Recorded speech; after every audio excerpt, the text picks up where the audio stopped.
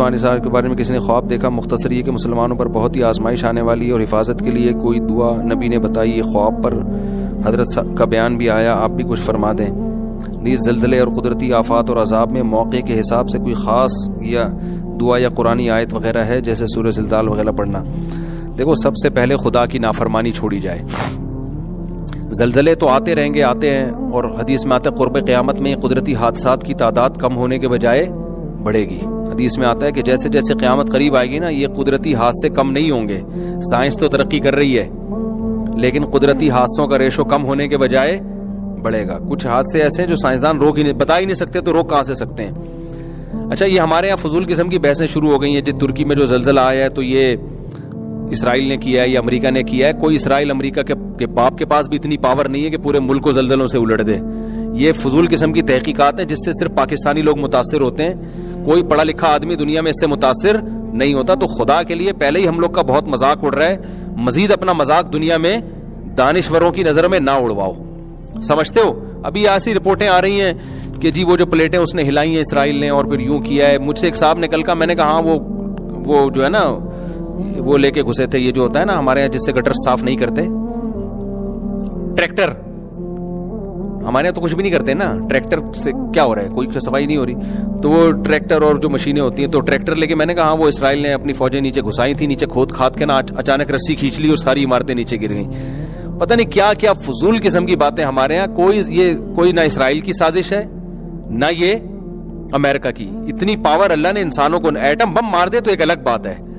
ایسا نہیں ہوتا کہ اتنے بڑے بڑے زلزلے, وہ سونامی کے بھی کہا تھا کہ ایک پری پلان ہے یہ. تو تحقیقات تو آپ کو سب کچھ مل جائیں گی, لیکن تحقیقات کے اہل بتاتے ہیں. جو زلزلے کے ماہرین ہیں ان سے پوچھیں کہ کیا ایسا قدرتی مصنوعی طور پر ممکن ہے, وہ کہے گا ایسا ممکن نہیں ہے مصنوعی طور پر اتنا بڑا زلزلہ لانا. یہ خدا کے کام ہے میرے بھائی, اس میں توبہ استغفار کرے انسان, دنیا کو مسافر خانہ سمجھے. اسرائیل پہ جو ڈالنے کی چیزیں وہ ڈالیں آپ, امریکہ پہ جو چیزیں ڈالنے کی ہے وہ ڈالیں. ہر چیز امریکہ کے کھاتے میں مت ڈالو آپ, مذاق بنتا ہے. دنیا ہمارا مذاق اڑاتی ہے, یہ ترقی کریں گے, ان کو یہ دیکھو, ان کی باتیں دیکھو کیسی ہیں. تو وبا بھی آئی نا, کورونا, یہ قدرت کی طرف سے ایک بیماری تھی, پوری دنیا کو لپیٹا اس نے. اللہ اپنی طاقت بتا رہا ہے کہ میں اتنا پاورفل ہوں, اور ہم کبھی اسرائیل کے کھاتے میں ڈالتے ہیں اس کو, کبھی امریکہ کے کھاتے میں ڈال رہے ہوتے ہیں. تو یہ اللہ کی طاقت ہے. زلزلے بھی آتے ہیں, سمندری طوفان بھی آتے ہیں, اور وبائیں بھی آتی ہیں, اور یہ آتی رہیں گی. اور ان میں قدرت ہمیں بتا رہی ہے کہ دنیا مسافر خانہ ہے. یہاں جو تم کامیابی کی باتیں کر رہے ہو نا, تمہاری ساری محنتیں 2 منٹ میں اللہ ڈھیر کر دے گا. اس لیے اصل کامیاب وہ ہے جو خدا کو راضی رکھے. پھر وہ زلزلے میں ہلاک بھی ہو جائے تو کامیاب ہے, بچ جائے تو بھی کامیاب ہے. سمجھتے ہو کہ نہیں سمجھتے ہو؟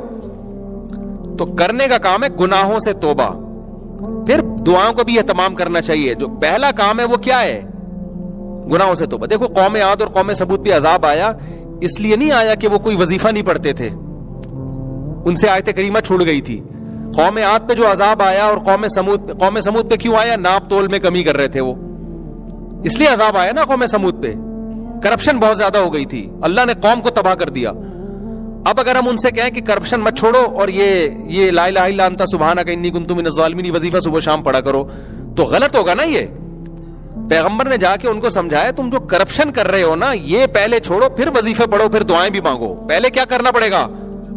کرپشن کو چھوڑنا پڑے گا. لوط علیہ السلام کی قوم پہ عذاب کیوں آیا تھا؟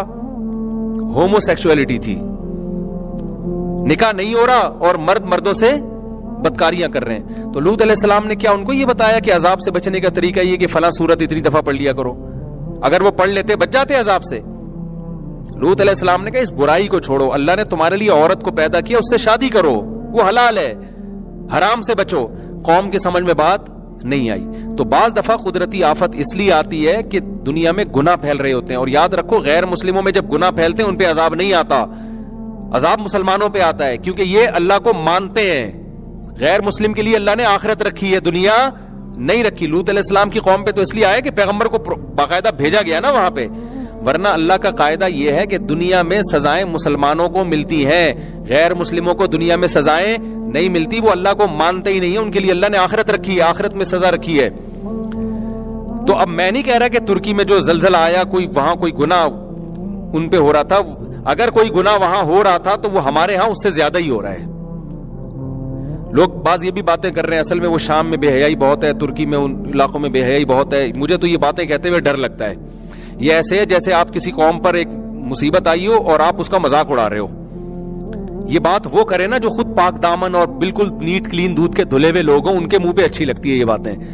ہم جیسے لوگ جو ان سے, ترکی میں وہ کرپشن نہیں ہے جو ہمارے یہاں ہے, بے حیائی تو ہمارے یہاں بھی بہت ہے. تو کبھی بھی کسی قوم پہ عذاب آئے تو اس وقت یہ نہ کہا کرو کہ گناہوں کے عذاب ہے ان کے اوپر.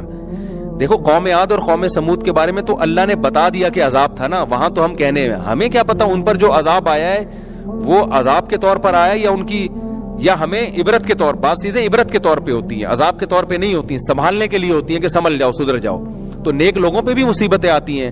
حضرت عمر کے دور میں قحط پڑا تھا, حضرت عمر کے دور جیسا دور یہ کائنات کبھی بھی نہیں دیکھے گی, لیکن پھر بھی قحط پڑا ہے وہاں پہ. تو کیا ان کو یہ کہہ سکتے ہو کہ گناہ ہو رہے ہیں اس لیے عذاب آیا ہے؟ وہ حضرت عمر کے دور میں کہاں سے گناہ ہونا شروع ہو گئے؟ تو اللہ کی طرف سے جو آفتیں آتی ہیں کبھی وہ عذاب بن کے آتی ہیں, کبھی وہ عبرت بن کے آتی ہیں لوگوں کو متوجہ کرنے کے لیے. تو ترکی میں جو زلزلہ آیا ہے یہ ان کے لیے بھی آزمائش ہے اور ہمارے لیے ان سے بڑی آزمائش ہے. ان کے لیے تو یہ آزمائش ہے کہ وہ دنیا کو مسافر خانہ سمجھیں, وہ یہ یقین کریں کہ اصل طاقت کس کے پاس ہے. ہم کتنی بھی ترقی کریں گے اللہ سے نہیں بچ سکتے, تو کامیاب وہ ہے جو اللہ کو راضی کرے. ان کے لیے یہ آزمائش, ہمارے لیے ڈبل آزمائش. ایک یہ کہ یہ مصیبت ہم پہ بھی آ سکتی ہے, دوسری یہ کہ اس مصیبت میں ہم ان کے لیے کیا کر رہے ہیں. دیکھیں ایک آدمی ایکسیڈنٹ سے زمین پہ گرتا ہے, اس کے لیے تم آزمائش آ گئی. ہماری آزمائش ہے کہ ہم اس کی مدد کتنی کر رہے ہیں. روڈ پہ چھوڑ دیتے ہیں اس کو یا اس کے ہاسپٹل پہنچانے کا انتظام کرتے ہیں. تو اب یہ ہمارے لیے بڑی آزمائش ہے. ان کے ساتھ جو ہونا تھا ہو گیا, جو شہید ہوئے اللہ ان کی مغفرت کرے, جو بچ گئے اللہ ان کو شفا دے. ہمارے لیے بڑی آزمائش ہے کہ ہم ان کی کیا مدد کرتے ہیں. میرا جیسے یہ ترکی میں ہوا, میرا فوراً ارادہ ہوا ترکی جانے کا, لیکن ویزے کے مسائل ابھی کھڑے. میرا یورپ کا ویزا ایکسپائر ہو گیا, وہ نہ ہوا تو فوراً چلا جاتا. تو میں بھی کوشش کر رہا ہوں ترکی جانے کی, انشاءاللہ جو ہم سے مدد ہو سکی ہم کریں گے.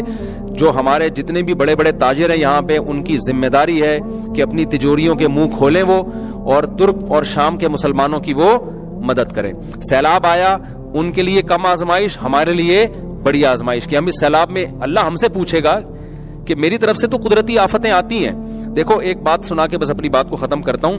نبی صلی اللہ علیہ وسلم نے عرب میں جب مالداروں کو کہا کہ ان غریبوں کو کھانا کھلاؤ, یہ بھوک سے مر رہے ہیں, تو انہوں نے اعتراض کیا کہ اگر اللہ کو ان غریبوں کا اتنا ہی خیال ہے تو اللہ خود کیوں نہیں کھلا دیتا, ہمیں کیوں کہتا کہ کھلاؤ. سورہ یاسین میں یہ آیتیں, انطعم من لو یشاء اللہ اطعما, ہم ان کو کھلائیں کہ اللہ چاہتا خود ہی کھلا دیتا نا. میں سمجھا پا رہا ہوں اپنی بات. جب نبی نے مکہ میں کہا نا کہ یہ مشرکین عرب سے کہ تم مالدار لوگ ہو, تمہارے ہاں ایسے قحط زدہ لوگ ہیں جو بھوک سے مر رہے ہیں, تو تم ان کو کھلاتے کیوں نہیں ہو؟ تو وہ کہتے تھے یہ حکم کون دے رہا ہے؟ نبی کہتے تھے اللہ کا حکم ہے. تو وہ کہتے تھے اللہ خود کیوں نہیں کھلا دیتا؟ جب اپنی مخلوق کا اللہ کو اتنا خیال ہے تو خود کیوں نہیں کھلا دیتا؟ تو قرآن نے اس بےہودہ اعتراض کا جواب نہیں دیا, کیونکہ جو بالکل بےہودہ باتیں ہوتی ہیں ان کا جواب نہیں دیا جاتا. اللہ نے کہا تم کھلی گمراہی میں پڑے ہوئے ہو. تو آج بھی بہت سے لوگ یہ کہتے ہیں جب ان سے کہا جائے یہ زلزلہ آئے مدد کرو, سیلاب آئے مدد کرو, تو ذہن میں آتا ہے کہ پھر اللہ نے سیلاب بھیجے کیوں ہیں, اللہ نے زلزلہ بھیجا کیوں ہے؟ بھائی وہ خدا ہے, اس کی حکمتیں ہم اس سے نہیں پوچھ سکتے, اس کے قدرت کے قوانین ہیں, اس کو تکوینیات کہتے ہیں. اس کائنات میں سب کچھ ہوگا. ہم نے یہ نہیں دیکھنا کہ اللہ کا کیا کام ہے, ہم نے یہ دیکھنا ہے کہ جو بھی ہوگا ہماری ذمہ داری کیا ہے. اللہ نے کہا میں زلزلے بھی لاؤں گا, سیلاب بھی لاؤں گا. تم نے یہ تبصرے نہیں کرنے کہ اللہ کیوں لے کر آیا, تم نے یہ تبصرے کرنا ہے تمہاری آزمائش ہے کہ تمہارا کیا حق بنتا ہے. اگر تمہارا پڑوسی بھوکا ہے, بھوکا اللہ نے رکھا ہے, لیکن فرمایا اگر وہ بھوکا سو گیا تو تمہیں نہیں چھوڑوں گا میں. سمجھ میں آ رہی ہے بات؟ بہت مشکل ہے یار. دیکھو حدیث میں آتا ہے ایک عورت نے بلی کو باندھ دیا, بھوک نہ کھلاتی تھی نہ پلاتی تھی, بلی بھوک سے مر گئی. اللہ قیامت میں اس عورت کو جہنم میں ڈالے گا, اس کی نیکیاں برباد کر دے گا. سوال پیدا ہوتا ہے نا کہ اللہ تجھے اتنا ہی ترس آ رہا ہے بلی پہ تو کھلا دیتا. اللہ تو کھلا سکتا ہے نا. تو اللہ کیا جواب دے گا؟ بھائی میں نے اس کائنات کو ایک نظام کے تحت چلایا ہے, اس کی حکمتیں اللہ ہی جانتا ہے. اللہ لوگوں کو آزماتا ہے.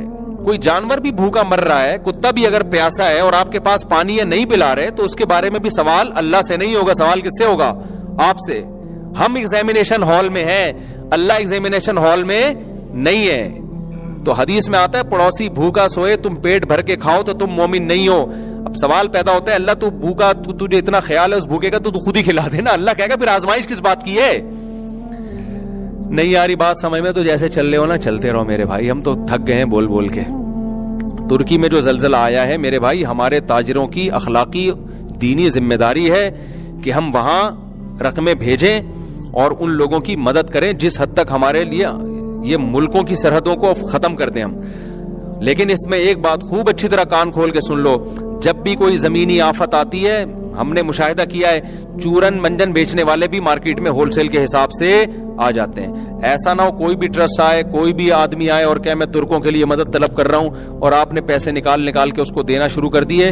اس میں بہت دفعہ فراڈی لوگ دبا کے نوٹ چھاپتے ہیں اپنے. اس میں بعض ٹرسٹ بھی ہے جو قابل ٹرسٹ نہیں ہے اور بعض لوگ بھی ہیں جو قابل اعتماد نہیں ہے. نام اعتماد خان ہوگا لیکن قابل اعتماد نہیں ہوگا بندہ. تو اس میں آپ نے ریلائبل لوگوں تک رقمیں پہنچانی ہے. میں بھی پوری کوشش کر رہا ہوں وہاں جاؤں. ہمارے علماء الحمدللہ, ہمارے اکابر بہت سارے علماء پہنچ گئے ہیں الحمدللہ. ایسی جگہوں پہ علماء بہت جلدی جاتے ہیں الحمدللہ, وہ پہنچ چکے ہیں. میڈیا پہ ان کی کوریج نہیں ہے. تو میرا بھی ارادہ ہے اگر جیسے ویزا ملتا ہے میں انشاءاللہ ترکی جاؤں گا تو ہم بھی کوشش کریں گے ان ترک بھائیوں کو اس موقع پر ہم اکیلا نہ چھوڑیں, شامی بھائیوں کو. تو انسانیت کے ناطے ہماری بھی ذمہ داری ہے. تو زلزلہ ان پہ تو آ گیا, آزمائش ان کے لیے جتنی تھی ہو گئی. اصل آزمائش کس کے لیے ہے؟ ہمارے لیے. ابھی بھی ہم یہاں کھا رہے ہیں پی رہے ہیں. سیلاب میں بھی بہت سے لوگوں نے الحمدللہ بڑھ چڑھ کے مدد کی, لیکن بہت سے لوگوں پہ جھوم ہی نہیں دیں گی. کیا ہو رہا ہے, کتنا اندر حالات خراب ہوئے, بھوک سے لوگ مرے ہیں. ہمارے جو لوگ سروے کے لیے گئے تھے نا اندرون سندھ, پھوٹ پھوٹ کے رو رہے تھے جب کہانیاں وہاں کے واقعات سنا رہے تھے. کہہ رہے ہمارے ہاتھ سے چاول کا شاپر گرا ہے تو ایک بچے نے نا مٹی والے چاول کھانا شروع کر دیے. لوگوں نے بتایا 3 دن سے اس کو کھانے کو کچھ نہیں ملا ہے, انتظار نہیں کر رہا کہ پلیٹوں میں ڈالیں ہم. ایک عورت نے کہا, رو رہی تھی کہ خدا کی قسم ہم نے زندگی میں کسی کے سامنے ہاتھ نہیں پھیلائے, آج بھوک نے مجبور کر دیا ہمیں لائن میں لگنے. ایسے خاندانی لوگ جو کبھی لنگر کے لیے لائن میں نہیں لگے, وہ پھوٹ پھوٹ کے یہ واقعہ سنا رہے تھے کہ ہم نے وہ منظر دیکھے وہاں پہ. تو بھائی جب یہ مصیبتیں آتی ہیں اندر کے حالات اندر والا ہی جانتا ہے. ہم تو یہاں کباب پراٹھے پھوڑے, آپ کو منع نہیں کر رہا میں کہ کھائیں, لیکن تھوڑا سا ان کا بھی خیال کریں. تو ہماری ذمہ داری ہے ہم ریلائبل لوگوں تک پہنچیں. اور ترکی میں جو ابھی بہت, یہ بالا کوٹ سے بڑا زلزلہ آیا, ترکی میں بالا کوٹ سے بڑا زلزلہ آیا ہے. تو ہماری یہ ذمہ داری ہے ہم جس حد تک ان کی مدد کر سکتے ہیں ہم مدد کریں. اللہ تعالیٰ, اور سوشل میڈیا پہ بھی اس کو اٹھائیں آواز. اللہ تعالیٰ سمجھنے کی عمل کی توفیق دے.